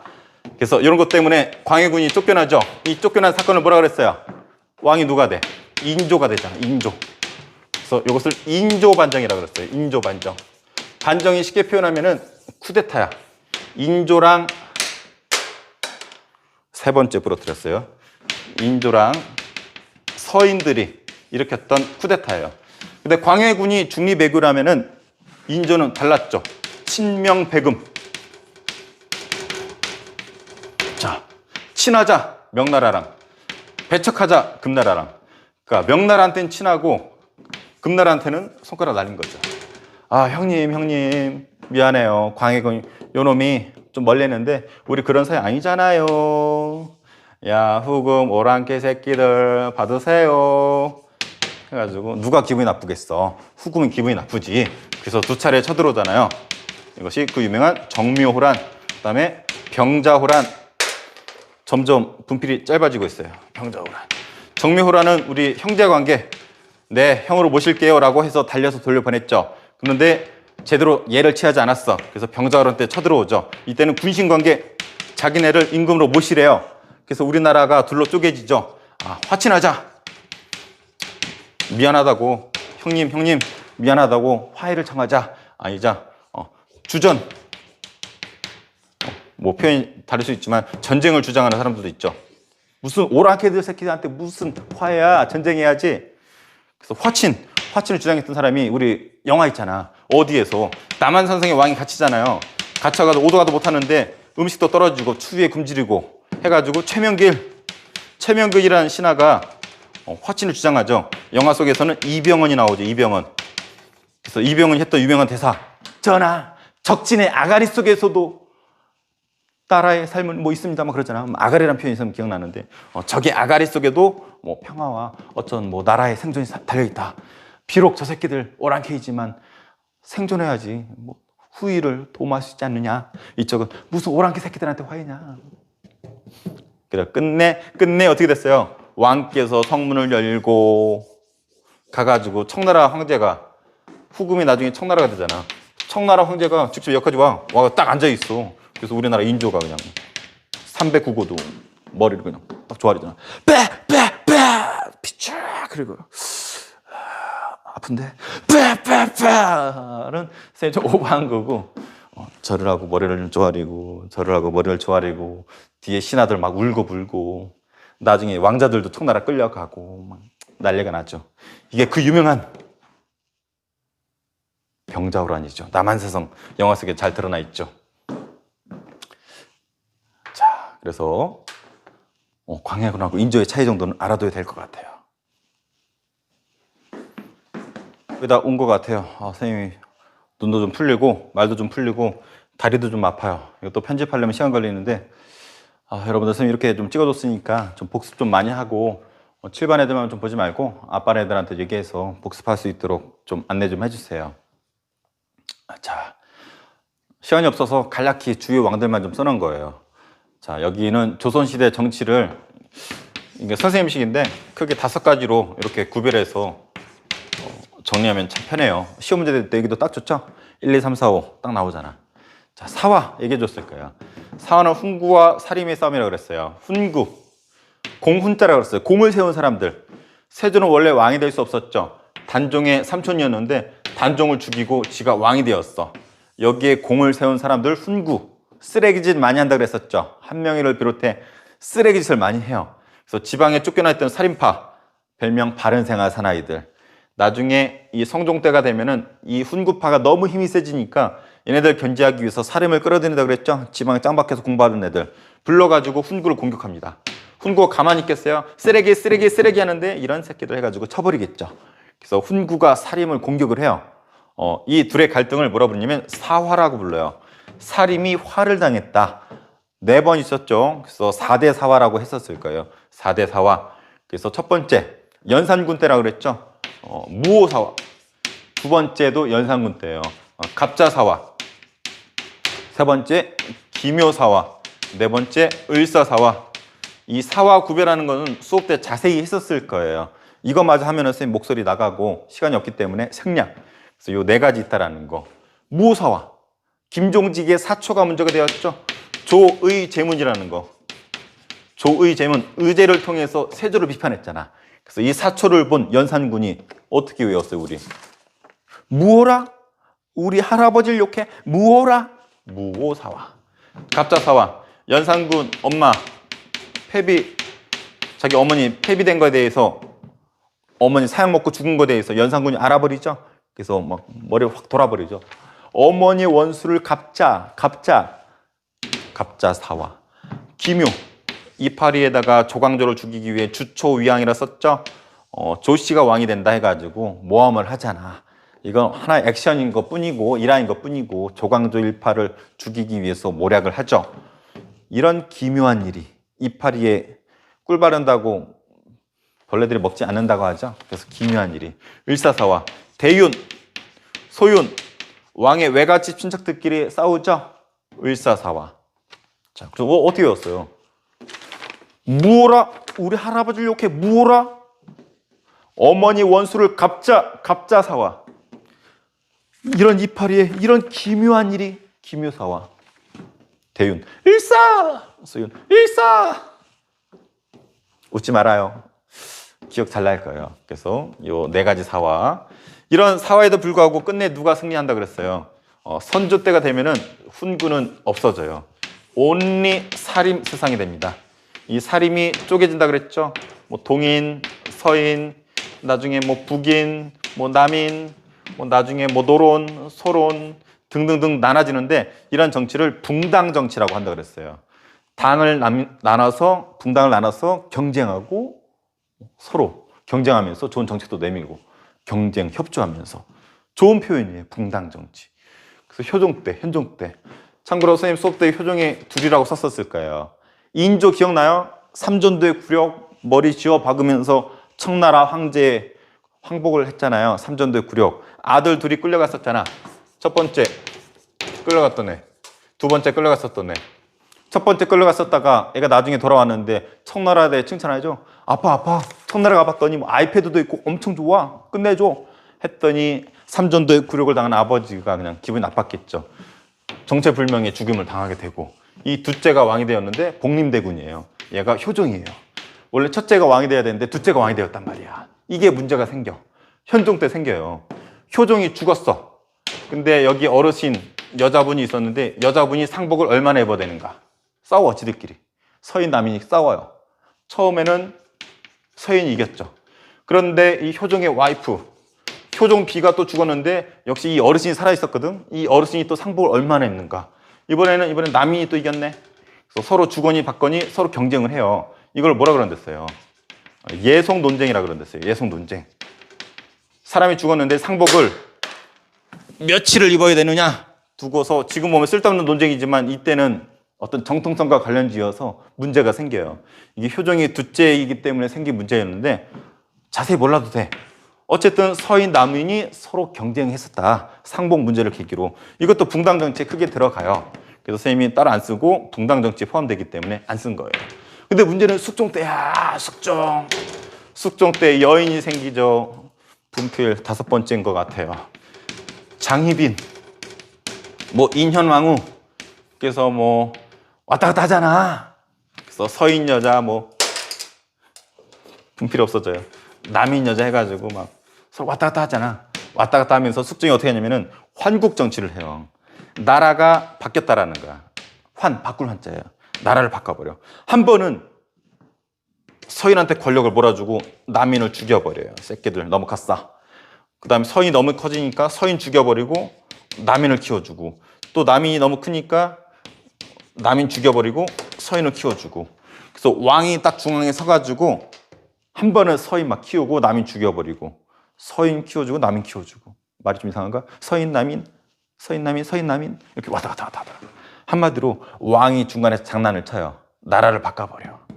그래서 붕당과의 차이점. 이때는 상대의 붕당을 인정을 했어. 죽이진 않았어. 경쟁을 하고. 근데 이때는 죽여버려요. 이때 발달한 게 택배 산업이라니까. CJ 택배가 이때부터 시작됐어요. 대한통운. 왜? 상대 붕당에 뭘 배달시켜? 택배. 사약 택배. 그래서 사약이 배달되던 시기. 이거를 고등학교에 가면은 어려운 표현으로 일당 전제화라는 표현을 써요. 하나의 붕당이 독점했다. 상대당을 인정하지 않고 죽여버렸다. 이렇게 장난친 사람이 숙종. 어떻게 보면 똑똑한 거고 어떻게 보면 잔인한 거고. 그러다가 갑자기 죽어버리고 얘는 선생님이 안 그릴게요. 이반 친구들은 뭐 그리려는지 알 거예요. 그냥 이 장희빈이 저하 뭔가 땡겨서 터트려버렸죠. 그래서 갑자기 죽고 왕이 될 수 없었던 영조가 왕이 되고 자기 아들 사도세자 죽여버리고 정조. 그래서 이 둘은 탕평 정치했다 그러죠. 왕이 중간에 서서 붕당을 조율을 해요. 스타일이 약간 달라. 영조는 강력한 왕권군으로 탕평파 딱 만들어가지고 얘네들만 데리고 일을 해요. 꽉 눌러버려. 시끄러시. 그 탕평파 데리고 일을 하죠. 중간 애들 데리고. 강력한 왕권으로 싸우지 못하게 꾹 눌러. 생긴 것도 좀 꼬장꼬장하게 생겼어. 소식하고 오래 살았죠. 정조, 천재. 세종이 전기의 왕이라면 후기에는 정조가 있어요. 또 천재는 천재를 알아본다고 정혜경하고 또 일을 같이 많이 하죠. 정조는 막 다 들어봐. 시시비비를 가렸대. 시시비비. 옳고 그름을 다 가렸대. 야야 남인 얘기해봐. 오 일리. 서인 오 일리 있어. 오 내가 들어보니까 오 나의 의견은 이래 해가지고 막 논리로서 꽉꽉 눌렀어. 막. 영조가 꽉 힘으로 눌렀다면 정조는 논리적으로 시시비비를 다 따져가지고 좋아 해서 이렇게 왕이 공통점은 왕이 붕당을 눌렀다는 거. 이렇게 장난치지 않고. 그런데 문제가 정조가 죽고 나서 어린 왕들, 순조, 헌종, 철종 어린 왕들이 등장을 하면서 왕의 외척들이 권력을 잡아요. 안동 김씨, 풍양조 씨. 그래서 이때는 하나의 붕당이잖아. 이때는 특정 가문이 권력을 잡아요. 이것을 세도정치라 그래요. 그래서 왕권은 어떨까? 바닥을 기죠. 왕족이 양반들 가랭이를 지나갈 정도로. 그래서 이때는 이런 게 행해지죠. 매간매직. 관직을 매매해. 보령 사또가 되려면 5천 원은 내야 돼. 5천 원이 뭐야? 5천만 원 내야 돼. 그럼 이거 돈 내고 매간매직한 사또 가만히 있겠어요? 백성들 수탈하겠죠. 그래서 가혹한 수탈이 행해지는데 이때 또 때마침 삼정이라는 게 있네. 전정, 군정, 환곡. 그 당시 세금처럼 된 건데 요 세 가지가 변질돼요. 그래서 이 매간매직을 통해서 쓰레기 관리가 된 탐관오리라고 그러죠. 이 탐관오리들이 이 삼정을 가지고 장난을 치면서 백성들을 괴롭혀요. 그래서 반란이 이때 많이 일어나죠. 우리 드라마에 나왔었던 홍경래난 들어봤어요? 홍경래난이 대표적이고 임술년에 농민이 전국적으로 반란을 일으켜요. 임술 농민 봉기 등등 반란이 일어나요. 전국적으로. 이때 권력을 딱 틀어지는 사람이 누구냐면 여러분이 내년 3월 첫 시간에 배울 흥선대원군이에요. 여기서부터가 3학년 과정이에요. 자, 정리할게요. 요 5가지를 구별할 수 있어야 되는 거 많이 나옵니다. 꼭 정리하세요. 사화, 훈구와 사림의 싸움 4번의 사화가 있었어요.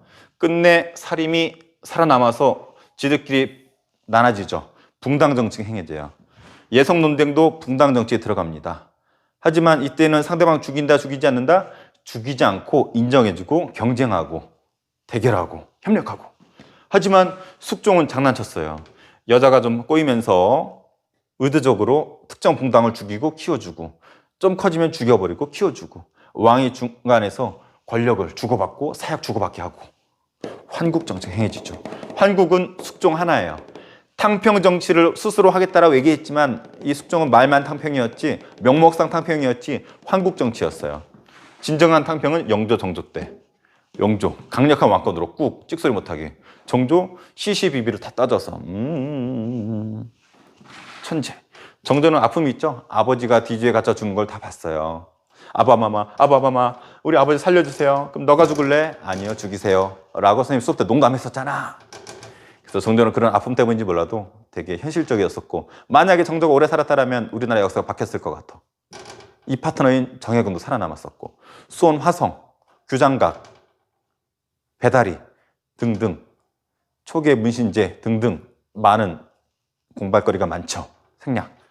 자, 어린 왕들이 왕이 되면서 세도 정치. 이건 하나의 붕당이 권력 잡았다면 특정 가문이 권력 잡았던 선생님 처갓집이 안동 김씨라 그랬죠. 이 기세가 조선 후기의 최고 권력 가문이었어요. 왕족까지 가랭이를 키게 할 정도로. 그래서 삼정이 문란이 있었고 매간매직, 탐관오리. 그래서 살기 어려운 백성들이 홍경래난, 임술농민 봉기. 수업 때 7반은 얘기 들었을 거예요. 농민들이 팬티를 내리고 생식기, 남자 생식기 딱 꺼내가지고 가위로 잘랐다니까. 실제로 왜 잘랐다고 했어요? 이거 막 빙빙 돌리면서 반란 일으킨다 그랬잖아. 그래서 이걸 붙여준 사람이 흥선대원군. 자, 더 자세한 걸 궁금한 사람은 개인적으로 댓글이나 선생님한테 연락을 주세요. 직접 와도 좋아요. 자, 선생님이 뒤로 갈수록 좀 체력이 딸려서 선생님이 좀 텐션이 많이 다운된 것 같은데, 자, 여러분들 선생님 좀 어렵게 찍었으니까 공부 좀 열심히 좀 하고 최소한 한국인으로서 알아야 될 기본적인 걸 출제했으니까 정리들 잘해서 좋은 성과 얻었으면 좋겠습니다. 자, 공부 열심히 하고 시험 공부 잘해서 좋은 성과 얻을 수 있도록 하세요. 자, 코로나 시국에 조심하고 다음에 볼게요.